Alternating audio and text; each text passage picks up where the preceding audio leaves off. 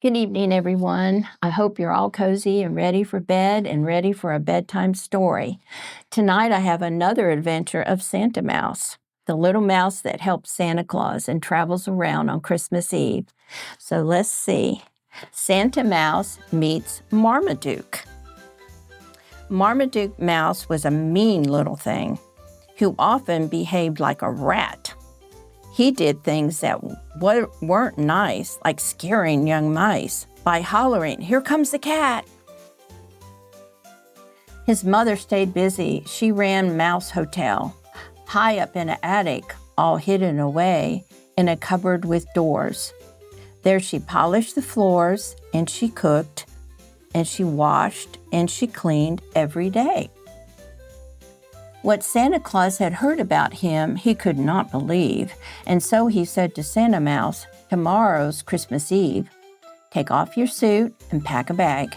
Go down and ring the bell, and have a look at Marmaduke, who lives at Mouse Hotel." So Santa Mouse packed up his things. He packed up a piece of cheese as well, and off he went on Christmas Eve to check in there at Mouse Hotel. He left his luggage by the bed, washed up, and went down to dine. And that was when Marmaduke crept up and entered 29. He tiptoed in and looked around and opened the suitcase that he found. And there inside he saw a suit, complete with hat and beard and boot. What fun, he thought. I'll get dressed up and I'll know what to do. And what he did when he put them on is sad to tell you. He looked into the kitchen and his mother wasn't there. So he called his little sisters, who came scrambling down the stairs.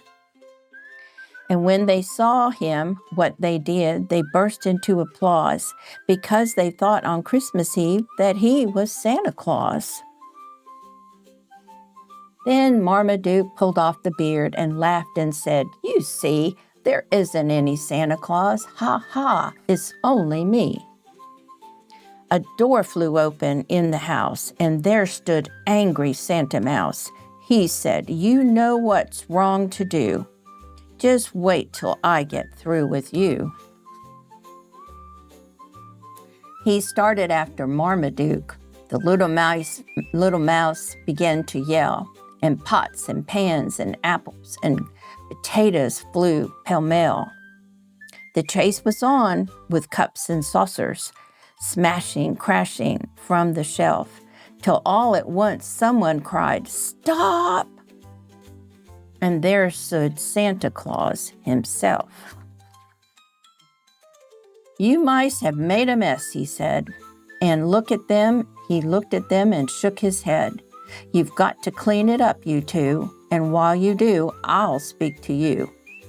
Now, Marmaduke, you told these mice it wasn't real, which wasn't nice.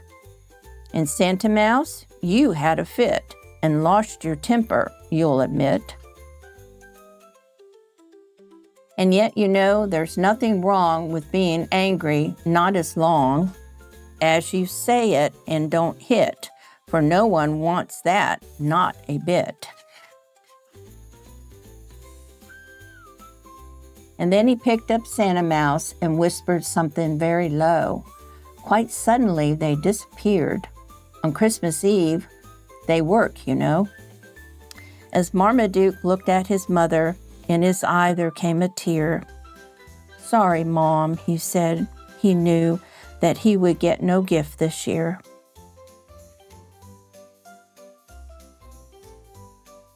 But he was wrong, for in the morning, labeled with a big red pen, a box stood there with his name on it. Santa had come back again. He opened it, and there appeared, with cap and belt and boots and beard, a suit that Santa Mouse had sewn for Marmaduke to call his own. The card inside said, "Let's be friends," and that is how the story ends, as Marmaduke held in his paws the proof there is a Santa Claus. Santa is a friend who's true, and I believe in him, don't you? The end. I hope you enjoyed another story about Santa Mouse. Merry Christmas, everybody. Good night. Sweet dreams.